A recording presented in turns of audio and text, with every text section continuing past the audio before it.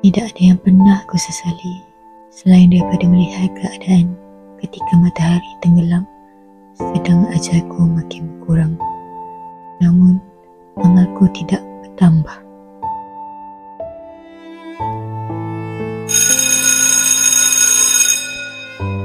Sifat masa adalah merentas kehidupan, tapi masa juga memberi dengan bersebab. Okey kelas, diam kelas.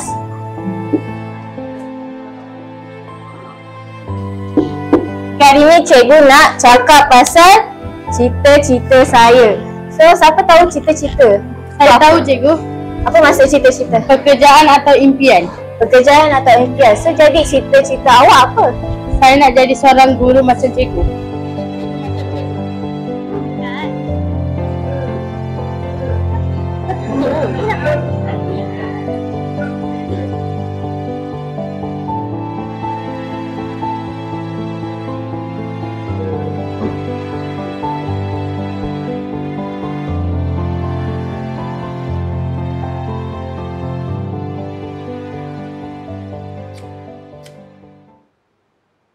Bismillahirrahmanirrahim.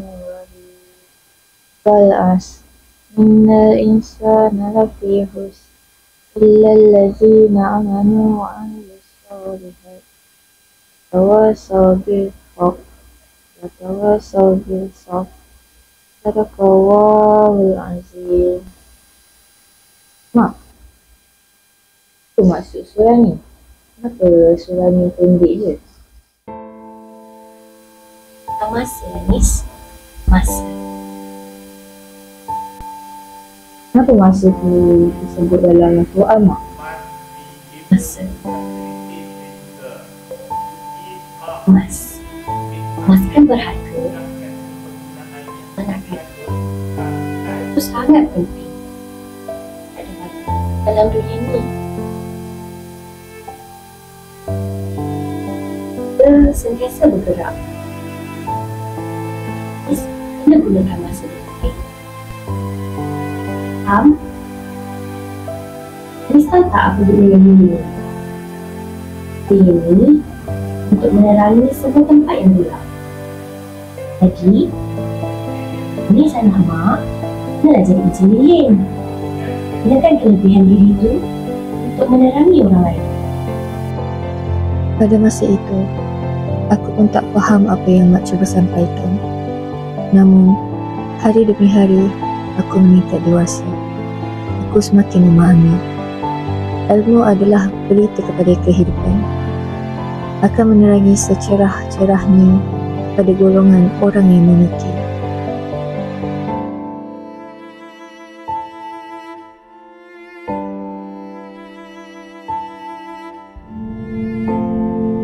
Allahu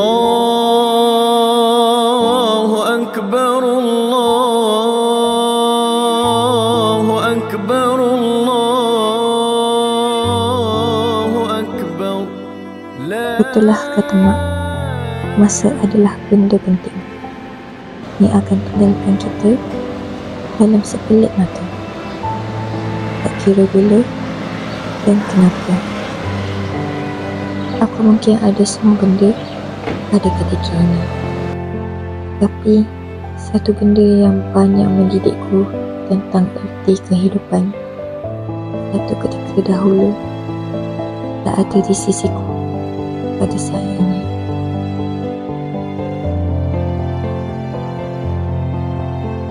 Kalaulah Mak masih ada di sini.